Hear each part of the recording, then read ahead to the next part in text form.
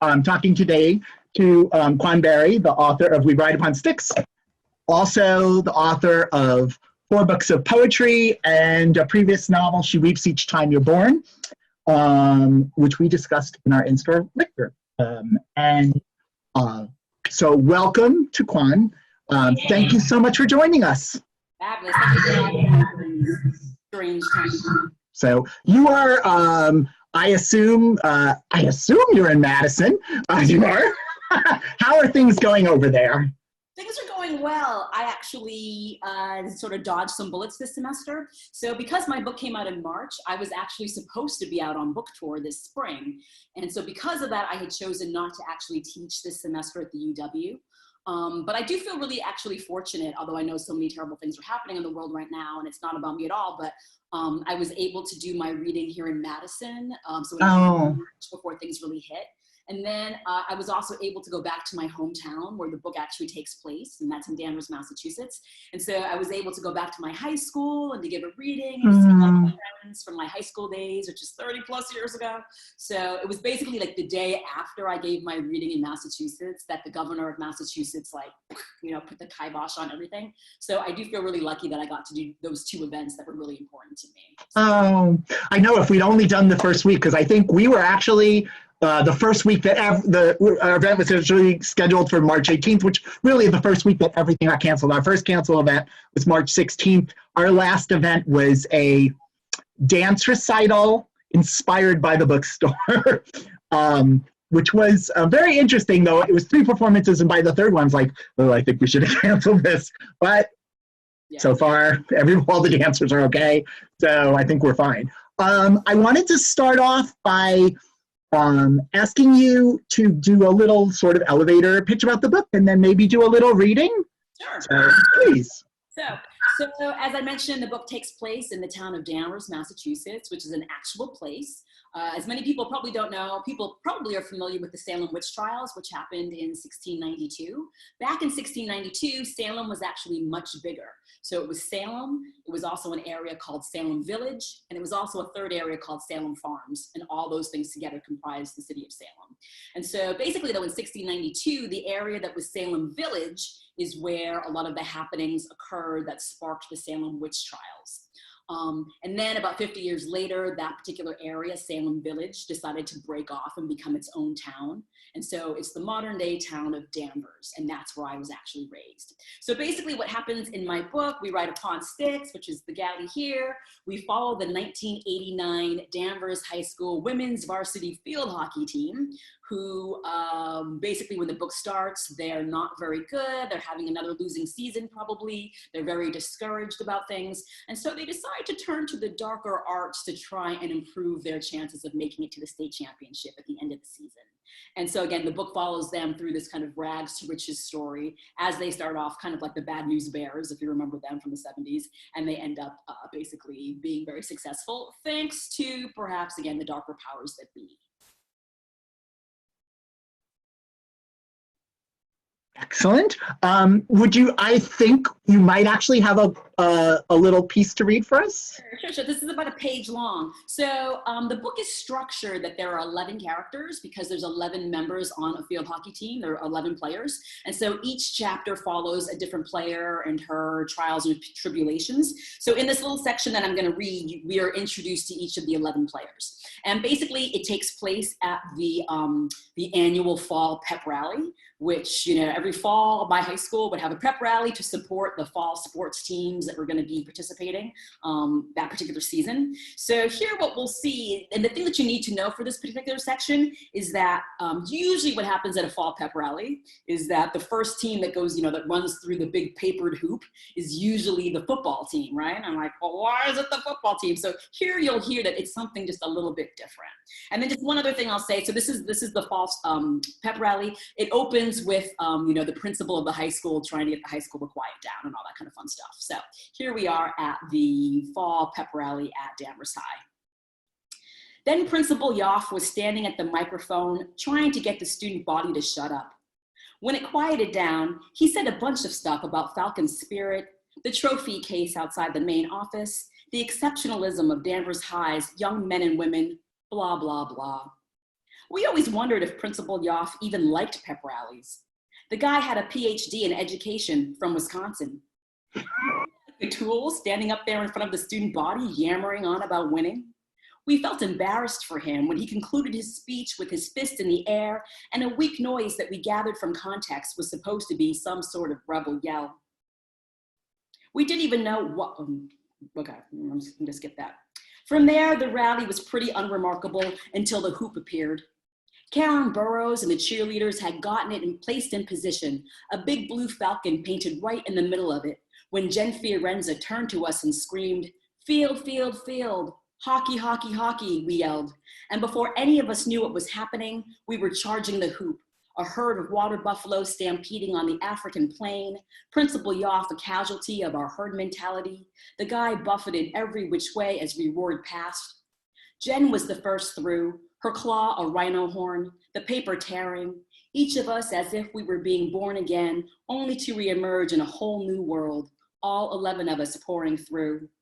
Abby Putnam, a ray of light, girl Corey, a woman scorned, Mel Boucher with the dark mark on her neck, boy Corey hoping nobody was looking at him, Becca Bajelica wondering why she hadn't worn a third bra, Sue Yoon with her hair dyed Kool-Aid and Crediberry, AJ Johnson wondering who among us really had her back, Heather Houston following blindly without her glasses, Julie Kaling like a monarch butterfly on its way to Mexico, little Smitty gnashing madly at the paper with her teeth, be aggressive, be aggressive, the other fall sports falling in line behind us, football bringing up the rear, the marching band blowing out their brains, the cheerleaders screaming along to the Budweiser theme. When you say DHS, you've said it all.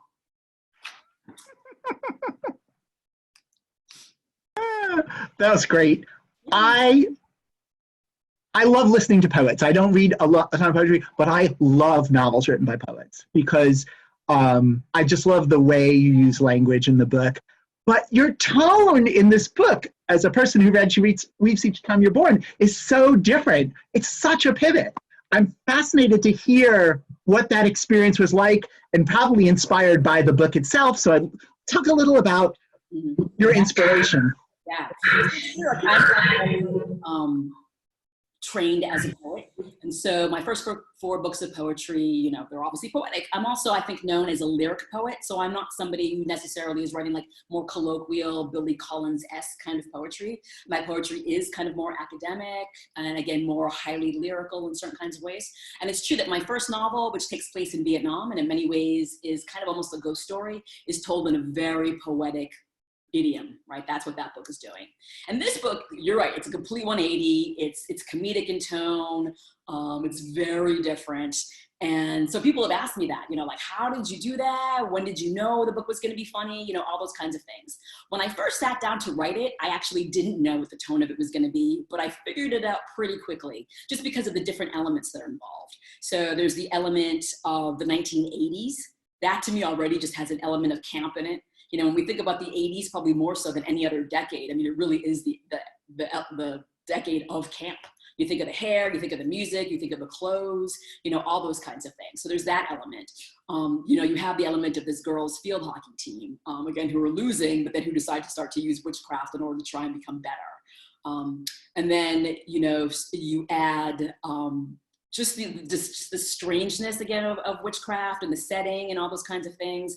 You know, you add the teen aspect to it, and you think about those movies like John Hughes movies from the 1980s. You know, you just put all those things like in a cauldron and you stir, and it just made sense to me that it would be a comedy, right? It would be hard, I felt, to tell the same story in a more like lyrical, poetic way. You know, pretty early on in the book, I realized that there was a character whose hair, you know, crazy hairstyle is a character all of its own as well. And so it made sense to me, like I said, that the book would be comedic in tone.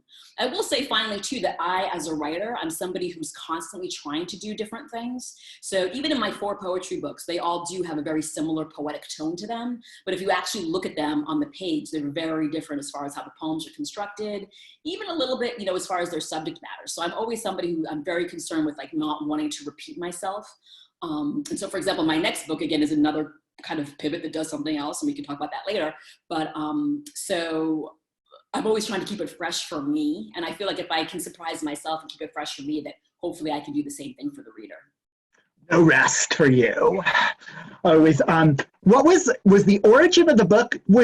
Did you always know, were you like field hockey first? I know, reading a little about your autobiography, that you were on a team in the 80s. Talk a little about that. Was that the insult, or did that come later when you're like, oh my gosh, I can draw on this? Mm-hmm. That came a little bit, it's hard for me to even parse out what came when. So for example, in my very first book of poetry, there's a poem called Intramurals. And in that poem, there's a speaker who plays various sports, field hockey being one, and then rugby and lacrosse. And that poem is about the speaker's relationship with their mother, and that their mother has these issues about the speaker playing these sports that are violent in the mother's eyes. You know, field hockey can be kind of violent, rugby obviously is. And so the poem, even though it's ostensibly about women playing sports, it's also about mother-daughter relationships. And I wrote that poem way back in like 2000 or 1999 or what have you. So I'd already been thinking about women, mothers, daughters, sports, all that kind of fun stuff. In my second book of poetry, I have a poem specifically about a site in Danvers that you can see that was part of what happened back in 1692. So there's an excavated site where a house used to stand. And I've always kind of been fascinated with that particular space in Danvers. So I was thinking about that. And then way back in the day too, I've written a short story also called Intramurals about a team of girls who basically begin to create havoc in the town of Danvers through playing sports.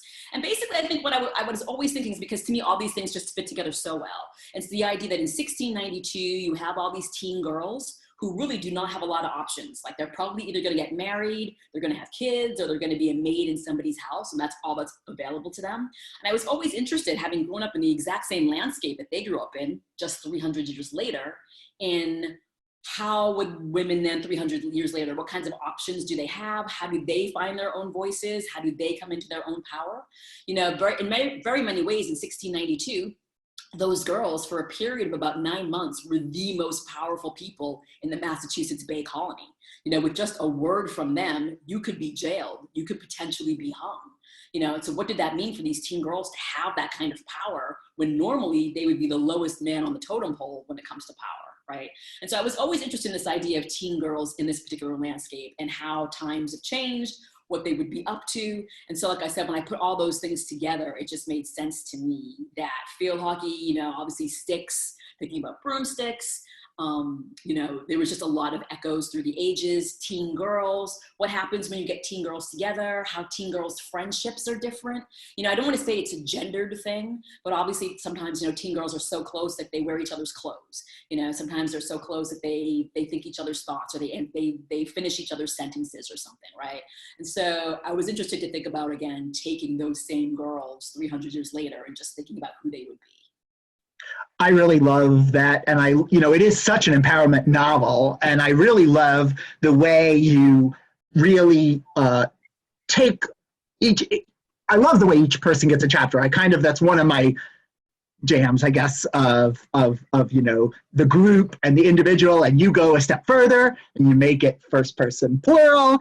We were talking a little before about how it appears that I really love first person plural novels. I don't love second person novels, so I don't really understand why this is the case and why I'd be thinking about this. But I was, I looked up in Google what person plural novels there were, and I was like, Virgin Suicides is the one that everyone thinks of. But then I was like, Buddha in the Attic, love that book. Then we came to the end, Joshua Ferris, love that book. Fates Will Find Their Way, love that book. Did you know, and I really love the way each character gets their own journey, sort of, and of course that follows out to the end. No spoilers here. But did you know, in terms of structure, it's a very smart structure, but was that in your head? Is that the way you originally wrote it? Or, I mean, it feels amazing to hit it on the first note. Curious about what kind of changes and if you had set it up so tightly. Yeah, so I did know going into it, I did know many things about the structure. I didn't know like the specifics of what would happen to each character, what their journeys would be, but I knew, like I said, that it was going to be 11 chapters. I knew that each chapter would maybe a little bit focus on a different game, but even that's kind of secondary, you know? So I knew that each chapter would be fun. Yeah, it'd be built around a different game. I knew it would be built around a different character. So I knew that aspect of things, and I knew that we would progress through the season. I also knew that it was going to be first person plural, but I didn't know whose voice it was going to be. So when I first started writing the book, it didn't take me all that long to stumble onto what I did eventually do. But at first I thought it was actually going to be the freshman team. So if you play a sport, there's usually a freshman team, a junior varsity team, and then a varsity team. And so at first I actually thought it was going to be the freshman girls talking about what happened with the varsity girls. I was thinking in terms of, you know, when you think about the virgin suicides, there you get a group of teen boys who are watching this family of girls, Right. boys telling their story. And there's certain kinds of ways in which freshman girls oftentimes idealize senior girls. You know, they know everything about them. They know, you know, they just know all the details of their lives. But when I started trying to write the book from the freshman girls' point of view, I couldn't explain why the freshmen would have been in certain situations with these senior girls. Like it wasn't working in that sense. And so very briefly after that, I thought that maybe the book would actually take place from the point of view of the entire school. Like maybe it's this whole school and they're watching this team and they tell the story of the season, right? But again, it got unwieldy in a way that it was just like, it's too much. And so I didn't write that much before I realized it wasn't working.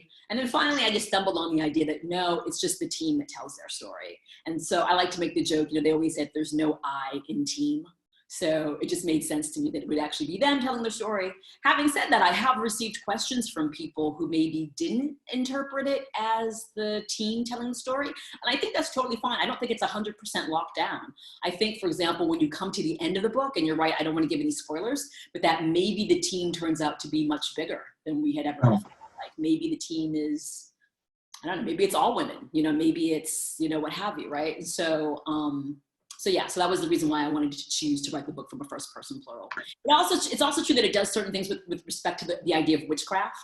You know, there's something obviously very witchy about a collective voice. And then obviously in the book, as the book progresses, you know, we begin to get them, you know, having elements of hive mind, of group think, of being able to slip it in and out of each other's minds. So it adds that one magical, realistic element to the book that supports this idea of witchcraft. My favorite, I never like criticism, but I did like one critique of the book, not enough hockey. So I was like, really? Not enough hockey? What was, you did play, what, was this all from memory? Did you have to do, what kind of research did you have to do on this play? No, I'm not sure what it says about me, but I didn't have to do very much research at all. I will say, like, when I was first thinking about the book, I was talking to a friend of mine who's also from the North Shore of Boston. And I was telling her, again, before I started writing anything, I said, you know, I'm thinking about writing this book, and it's going to be about field hockey and witchcraft and all that stuff. And I told her, look, I'm thinking about writing it and setting it in the city of Salem. Right. And I was telling her my ideas, you know, this kind of stuff. And she said to me, she's like, well, you're from Danvers, and the Salem witch trials basically started in Danvers. She's like, why wouldn't you just make it Danvers? And I was like, yeah, but nobody knows Danvers. Nobody knows the history of Danvers. And she was like, why don't you tell them? Yeah. And in doing that, it opened up this whole world for me, because if I had said it in Salem, it would have been much more difficult for me, because I don't know, I mean, I grew up near Salem, but I don't know it at the level that the book knows Danvers. Like, I don't know, like, where the local teens hung out in 1989, you know, I don't know where their sporting stores were. I don't know which malls they went to. You know, I don't know the elements of the high school, you know what I mean? And so by actually setting it in Danvers, it allowed me to draw on my memory. So when it comes to research, I honestly did not have to do that much. The few things that I did research had to do a little bit with the Salem witch trials themselves, which I knew pretty well, because when you go to school in Danvers, you learn those things. You know, there's like in 5th grade, we used to go out on this field trip, and you would go around and visit different sites and things like that. So I knew that aspect of it pretty well. Some of the things that I didn't know, for example, it was important to me to include the names of all the people who were hung and who were killed. I mean, they were real people, you know, and I as a kid even, I always admired, like, what would that be? All you had to do was confess and you would live. But if you didn't, if you kept your honor, you would die. And I've always been fascinated by that idea that people would choose to keep their honor intact and actually die for something like that. So it was important to me to actually have the names of the people in the book. So those were some things that I actually did have to research.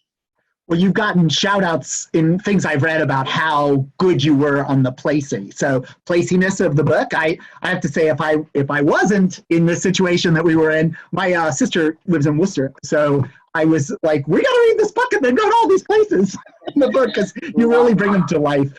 So, I know a lot of people exist. So like the restaurants like in Danvers, like high school kids still go to Supreme's roast beef and they still go to Rocco's Pizza, still exist. But I'll just say really quickly, going back to your criticism, because I think I did, I like never read my own reviews. And I don't say that like in a conceited, like, oh, I never, it's just peace of mind. Yeah. Yeah. So if I read them like months and months and months later when it doesn't matter anymore. But the idea that the field hockey is secondary to the book. And in some ways it is true, you know what I mean? Because when I first started writing the book, it's like you can only describe a field hockey game so many ways, right? It's the drama off the field. So it's like, there's only so many descriptions. She took the ball. She ran upfield. She took whatever. It's just like, so it's true in many ways that actual field hockey playing becomes sort of secondary to the actual lives of these girls. Yeah. I guess in a way it's like a framing device, and yet the people who are obsessed with field hockey, and I'm sure there are, I still remember us doing our event with The Boys in the Boat, that really popular book, and it was the book hadn't really quite exploded yet, and every person who came was in the crew team. Like, that's all they kept. Those were the only people who were interested, and they all talked about crew the whole night. So I feel like, it's like, there's people out there who would be like really obsessed with this. Yes. Now, let's do a game where we talk about each character and you give like some word, just a word about each one. How about that? Can we do it? You can pass. It's a game. I've seen people pass in games all the time. So, so I'm just going to do it. And people are just going to get a feel. They're not going to know why unless they read it, but some people have read it. Okay, Abby Putnam. Go get it. Jen Forenza. Oh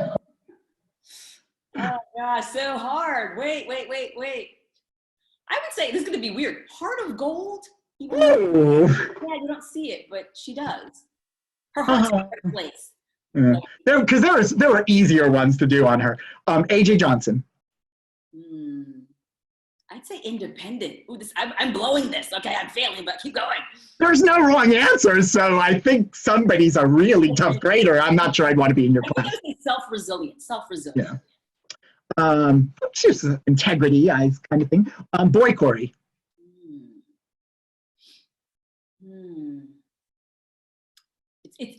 Theirs is a journey of self-knowledge. Girl Corey.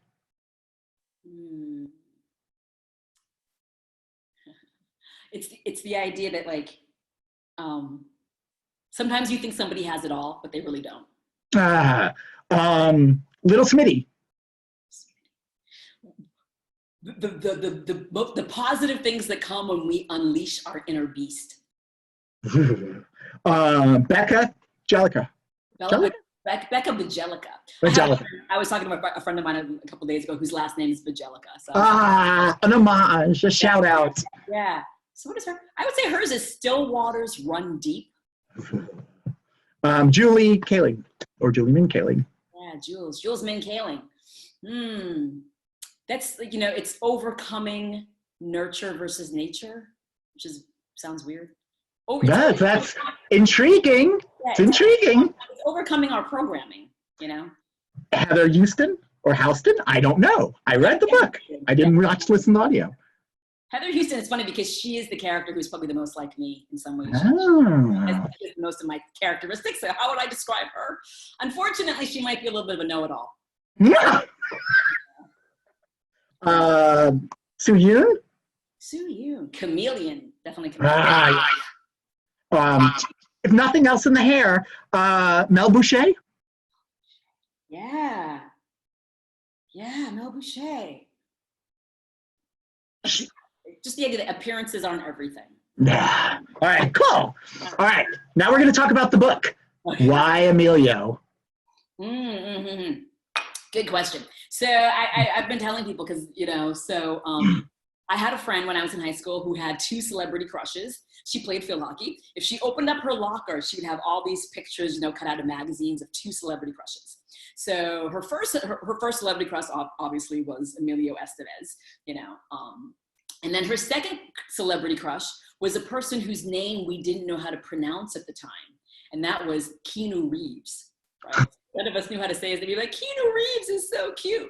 And so when it came time to pick a heartthrob to have on the cover of this notebook, first of all, Kenan Reeves still has an amazing career. Like, people still know who he is, and he's still crushing it, you know, John and all this kind of stuff. Whereas Emilio Estevez, you know, he's not in the public eye in the same kind of way. Although I understand that he produces and he directs movies and things like that, but he's not known. And so I wanted to have somebody who was like that, who represents a very particular moment in time, right? The other thing about Emilio Estevez, at least in my estimation, is that he was kind of like boy next door. You could imagine picking somebody different, like, say, if you remember, like C. Thomas Howell, or even like, you know, like Rob Lowe or somebody. Those guys back in the day had kind of like a dark side to them, like dark and brooding. And so I wanted to pick, that was the whole point, was to be antithetical about it. Like somebody who just seems really sunny and boy next door, like maybe a little complicated, but not in actual dark ways. And so I felt like that pairing of the kind of sunny personality. So not quite as sunny as like an Anthony Michael Hall or anything. No, that's a little too, that's too much. How can somebody have a crush on him, you say? Even in thinking about him though, I could see it. I haven't really talked to a lot of young adults, like how much of the 80s stuff they pick up on or they don't, but like, I don't know how many young adults would know Anthony Michael Hall. Like, I think more people maybe know Emilio Estevez because of his family. So yeah, he's not in the public eye. He's still known in a way that other people. Of the John Hughes movies, though, I would say I would say Breakfast Club is the one that gets referenced the most. Like, I felt like at the time, 16 Candles was a bigger movie, and a few, you know, Home Alone was obviously a bigger movie. Home Alone's not really iconic. Sort of, it's a little more base, and it feels like Breakfast Club is the one. And in a way, Breakfast Club is the, you know, I was trying to think of. I was like, okay, Emilio Estevez movies made before '89 because that's sort of the date. So I came up. I was like, which one do you think is the movie that would have been iconic for them? Like, so I got Breakfast Club, St. Elmo's Fire, which is also but it's not a high school movie, Young Guns, The Outsiders, which is, but it's all boys, and then Repo Man, which of course they wouldn't have even seen, but I really like.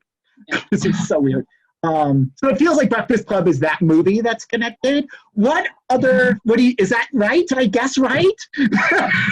Because, you know, it's funny because I'm like, I know 16 Candles and Pretty in Pink are John Hughes. Is Breakfast Club actually a John Hughes movie, or is it somebody else? I think it might be. Gosh. St. Elmo's Fire is not, but I'm pretty sure Breakfast Club is. We're going to get, when we ask questions, somebody can say, because I don't want to, I'm like, okay, everybody hold, I'm going to go to Google now. Yeah. Look it up. Yeah, I do have my phone. In Breakfast Club, because it's about like the archetypes of high school and pushing beyond them, right? Yeah, that's right. That's the right. Athlete. You have the kind of messed up burnout, quote unquote, the Judd Nelson character. You know, you have the weird character. You have the preppy girl. You know what I mean? So you have these archetypes, but then you learn the archetypes that there's more to them, and then you get the weird, you know, they pair up in different ways at the end.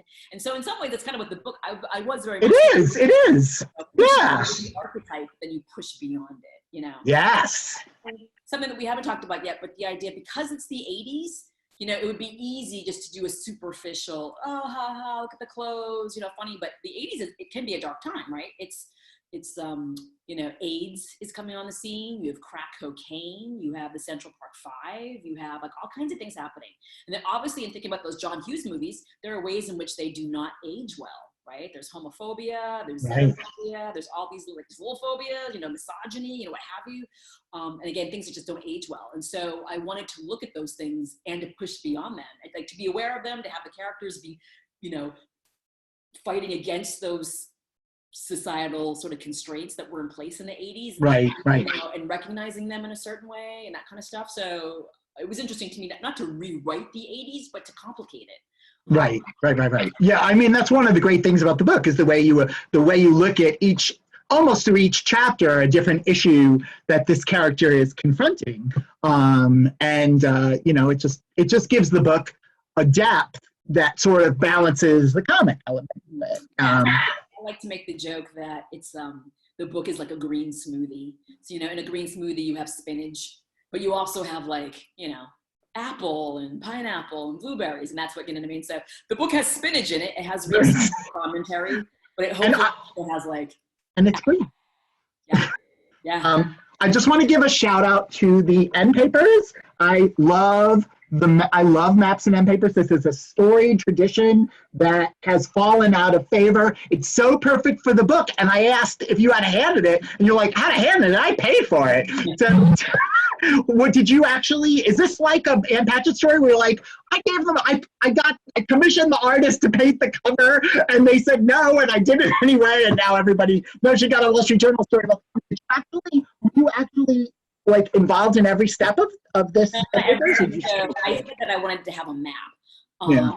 Because again, you could think, even though hopefully you realize that Danvers is an actual place, but there's just something about seeing a map and seeing exactly where it is. And especially because, you know, all the different towns and all the different sports teams that come from the different towns as referenced, it was important to me to be able to visualize that. And so because that was important, I did searches for maps of the North Shore of Boston.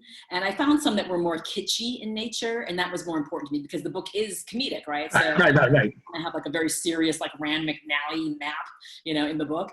And then, you know, the end papers obviously have like fun little drawings about the different towns. Like you'll have there's like a little witch, or there's a fish, or there's, you know, just again, different kinds of things that are, you know, important to the different towns. So I very much wanted to have that. And so I basically just told, you know, I talked about it with the publisher, with my publishing team, and then they presented me with a couple of different artists and asked me to, so which of these artists do you think would be better? And I saw a sample from the the artists, and then I chose from there, and then they did a really great job in drawing it. So we have a map of Milwaukee that some group in Florida made them. They sent it to us and said, "What did we get wrong? What are we missing?" But I do feel like this is such a cool map. I just feel like people in North Shore would want this framed, like you'd be selling it in stores. So this is a spin-off idea for me. I just think it's just great. I was going to ask you, I saw the piece everybody should watch. If nothing else, the Danvers Historical Society talk. I really loved the slideshow. And one of the things was you showed the other covers of the book. Can you talk a little about the cover journey? Because people always say, "Did you pick the cover?" And every author says, unless they're superstars, they say, "Well, no, I don't really have control." You actually did kind of steer them a little in a certain direction. Talk about that a little.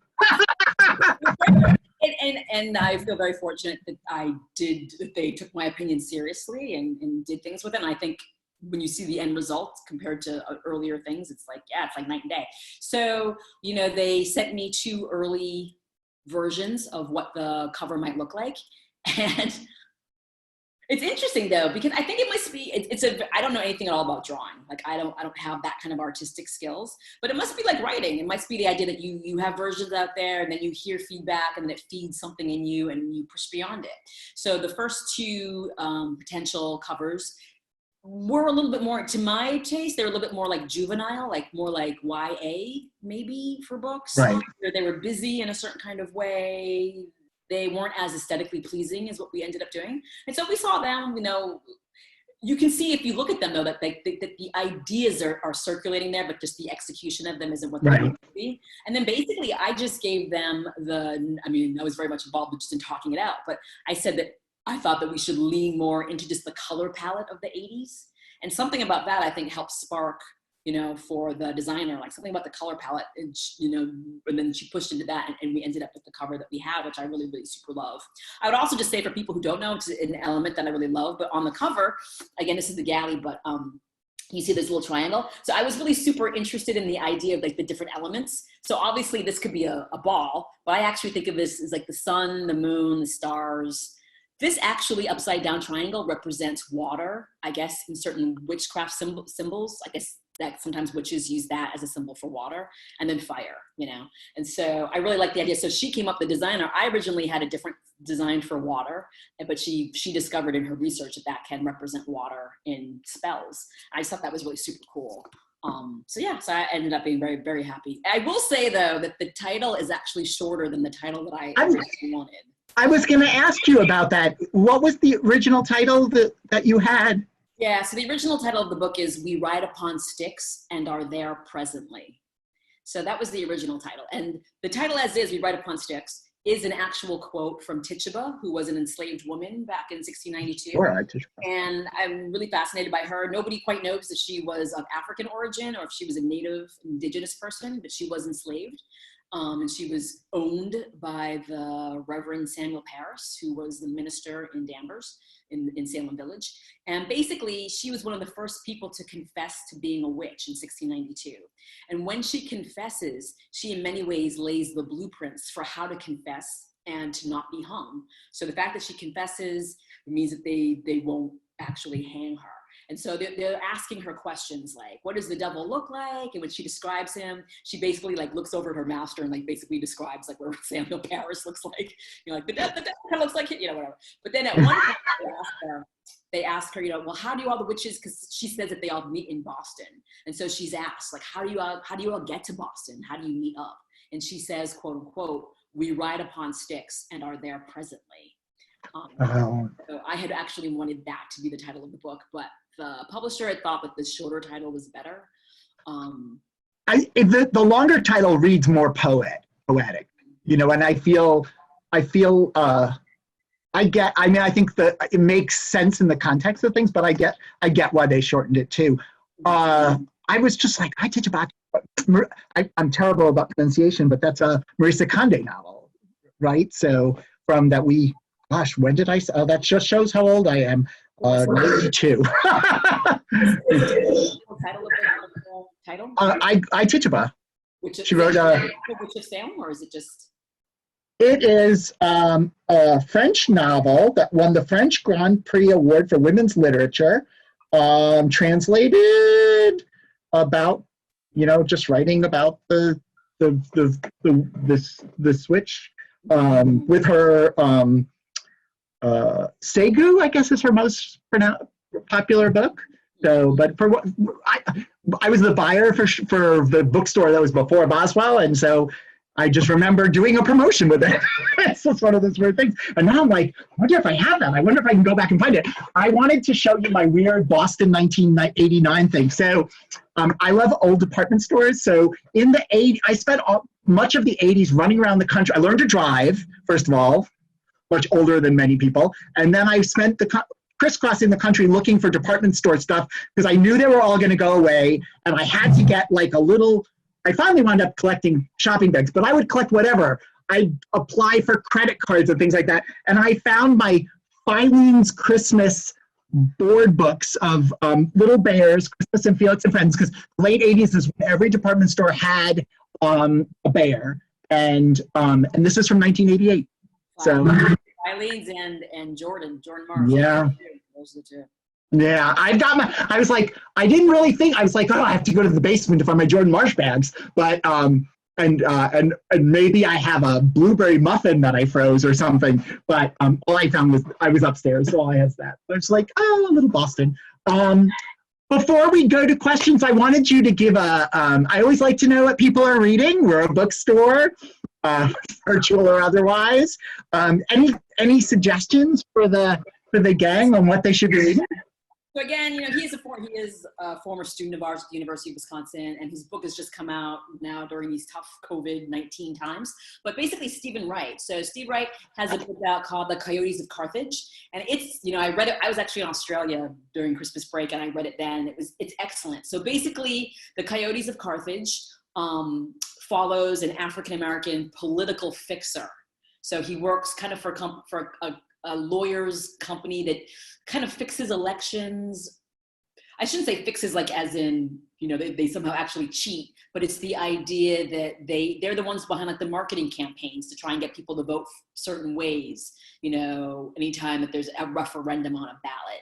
And so he basically has this character go from DC down to somewhere in the South, maybe it's South Carolina, I can't remember, and basically get involved in a local referendum that will help this mining company actually buy part of the town, which the town doesn't knowingly want to sell to the mining company. But again, because he's down there and doing things in the shadows, people don't understand who's behind the referendum. And it's an amazing book because it makes you realize like what kinds of things are happening as far as, you know, when you see those ads and people are trying to get you to vote one way or think one, you know, you realize like how much bigger that stuff is and how it's happening. And it's a great book. So that I really recommend, again, The Coyotes of Carthage. We are, you know, it was one of our other canceled events, and what Chris actually got me. I had a galley. I gave it away for someone to read. He hand sold me to buy the book. We hope to do something with Stephen eventually. He has actually trained a lot of lawyers here because he actually teaches writing and is teaching law as well. Not only does he teach law, but he knows what he writes because he was a lawyer in the Justice Department under Obama. And here at Wisconsin, he actually helps to run the Innocence Project here at the yes. Yes. Again, he's doing really super important work. And again, he really knows what he's talking about, you know. And I think actually, I don't think it's a secret, the book has actually already been sold to the same TV production company that made House of Cards. Oh my God. It's a really excellent book. Very cool. Well, I hope everyone's going to go out and buy that book after they buy yours. But I think a lot of people have bought yours because, as I don't think I mentioned to you, but I like to toot. We all the independents, or most independents who like to help publishers and communicate information, report to this website, which tabulates, and we have sold the most copies of your book because we just love it so much. So we're going to do take some questions. If basically for the folks who are here, if you hit on the participants, you will see an option when you hover over your name to raise your hand. Now it doesn't always work right. I'm gonna try, but if you've done a lot of Zooms, you probably know how to do this, and we'll ask a couple of questions from the audience. So let's see. Like, hey. Yeah. My thumb won't stay up the whole time. That's right. Yes, that's right. You can. Yes, we get a little clap, a little thumbs up. Not always. Do we have any questions? If not, I got pages of stuff. So, I wanted to. Did you know? I was reading in this thing that there's another, like, this is the first field hockey book that I ever recall in my life, and that there's another one that came out this year. Did you hear about this? It's only in Great Britain. It's called No. 9 by Fiona Campbell, and it's about Olympic field hockey. And the really weird thing is, I read, like I said, it's not available in the United States, it's British, but I only found out about this in one of the customer reviews because they didn't even put what the sport was in the description. So it's possible that customer was completely wrong, but she's like, I can't believe it. I'm reading 2 books about field hockey, and then talked about yours and loved it. So maybe you'll do maybe the Field Hockey League will have you on together. Yeah. So, because the world, and I want to say it's primarily a men's sport in other countries, but men play in other countries. Here, it's only mostly played by women. So interesting. And again, it does originate in Britain. So it's the idea, like a lot of the Commonwealth countries are very good at it. So a lot of the great players have come from, India, Pakistan, Australia, again, a lot of the Commonwealth countries. So it's cricket-esque, so to speak. Yeah. I don't know if it's the British Army that exports it to other places, but yeah. The other thing I was going to say, ask one last thing, because it is a very 80s novel.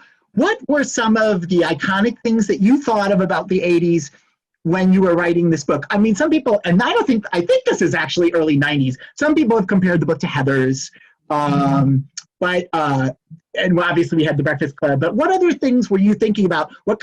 You have some music in this book? Talk a little about like things that were going in your head in terms of touchstones. Yeah.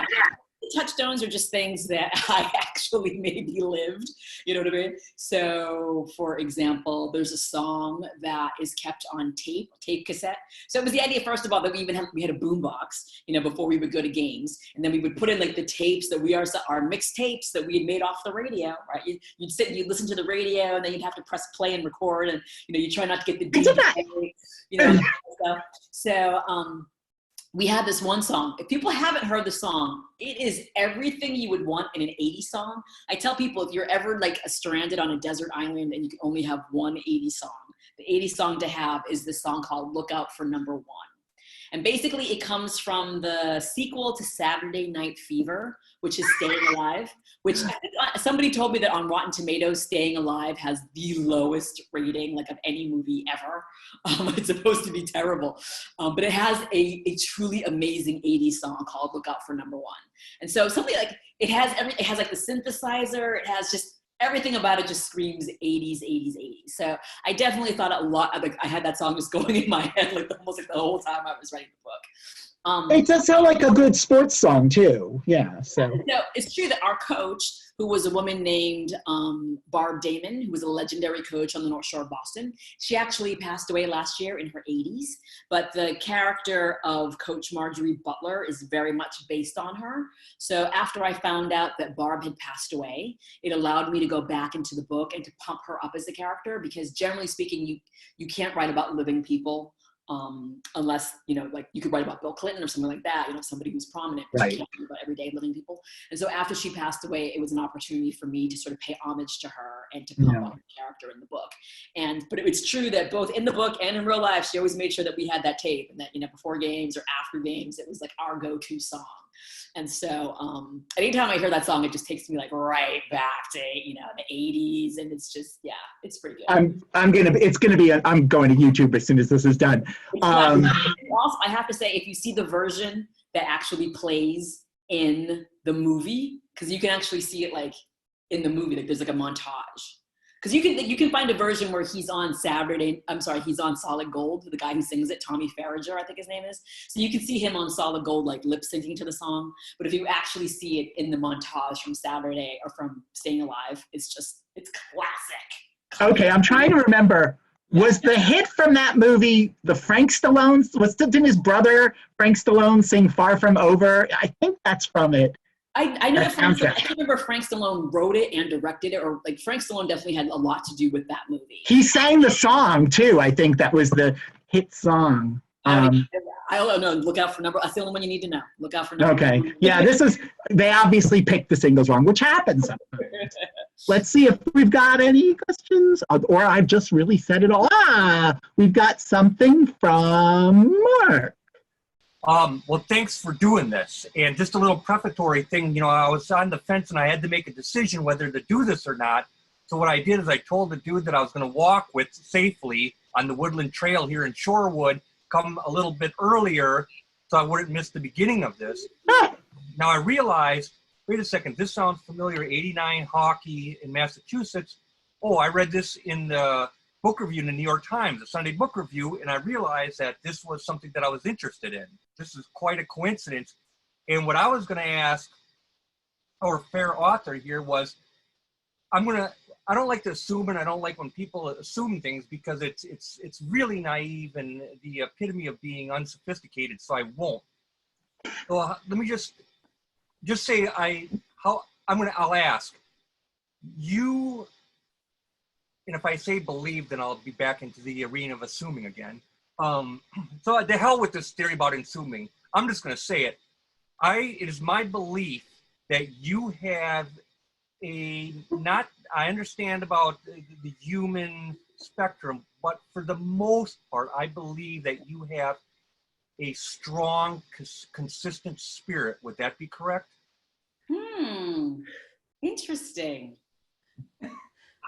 Well, it may not be as interesting as it is obvious. Well, I think you do. It is a tremendous compliment that I have a strong, I like that. It's not even the strong, it's the consistent. That's the word that I'm picking up from what you said, the consistent spirit. I would like to think that. Yeah, and the reason why I would say that is because it seems like I can vouch for my calling to you about strength, because you do spiritually and psychologically seem to have that. I'm not saying you're infallible or anything like that, obviously, but. Thank you. Well, thanks, Mark. Yeah, I really don't get into questions, man. I just like more like statements. Thank you. Hey, thinking about it. So in this particular book, so just to think about that a little bit more, that question, in this particular book, as we were talking about the idea that the voice is so different from my other books, this book in certain kinds of ways is the one that's closest to my actual voice, like my voice or my writing voice. So in certain kinds of ways, it was the easiest one to write.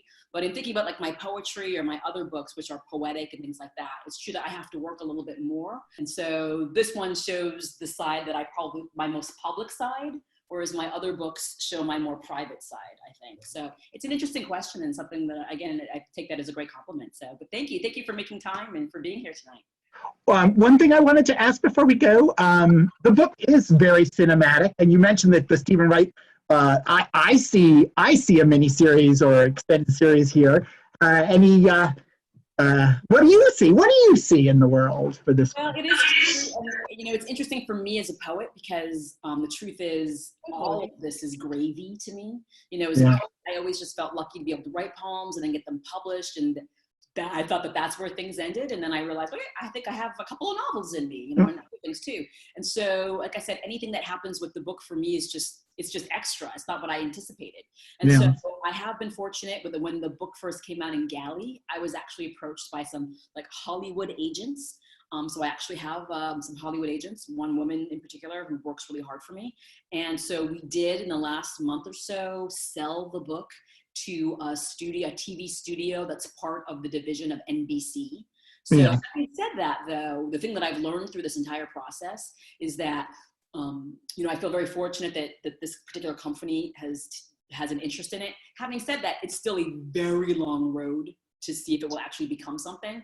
Oftentimes at this point, you could sell it, but there's so many other factors that it doesn't mean it will actually get made. Right. So it's still a very long road, but like I said, I feel it's all gravy for me, and it's just positive that I feel like, something positive could come out of this. That would be really great if it does get made, and it's empowering, hopefully in a way in which women and younger girls can look to it and see things and learn from it and become who they want to be, the people they want to be. So we'll see what happens. Adaptations are so crazy. We had a couple of bad movie adaptations last year, but right now the hottest paperback books for us are both Little Fires Everywhere and Normal People, and they did really good jobs on them. So it seems to bode well. So I'm looking forward to it. I'm so looking forward. Oh, you were going to say a little bit about your next. No, I see your next book. You said there was like a little bit of foreshadowing before. Well, yeah, there was. Oh, yeah, thank you for bringing me back to that. The next book, again, is a radical departure. Basically, it follows a Buddhist monk in Mongolia who goes looking for the reincarnation of a prominent lama. So I've been fortunate to travel quite a bit in that part of the world and to talk to a lot of people. I'm very aware of the fact that I have a lot of research I need to do because I'm not Mongolian, I'm not Buddhist, I'm not a monk, but I'm hopefully putting in the right amount of work that I need to do in order to portray that story in an authentic kind of way. Oh, wow, that's terrific. I'm so excited. Anyone who hasn't read the book, we're still... We Ride Upon Sticks is still featured on our website, which is boswellbooks.com. It is still, I'm doing some selling here. It's still 20% off. We have free curbside pickup or $4 medium mail shipping within Wisconsin. And actually, Stephen Wright's book is also 20% off right now. You can buy them together. We'll tell us to wrap them and we'll make them pretty. Thank you so much. We're so grateful for this wonderful, wonderful, wonderful evening. So, maybe next time in person, who's to say, but it was pretty fun virtually. Thank you so much. All right. Thanks everybody. Have a good evening. We wouldn't have a virtual bookstore without you, I guess. Bye.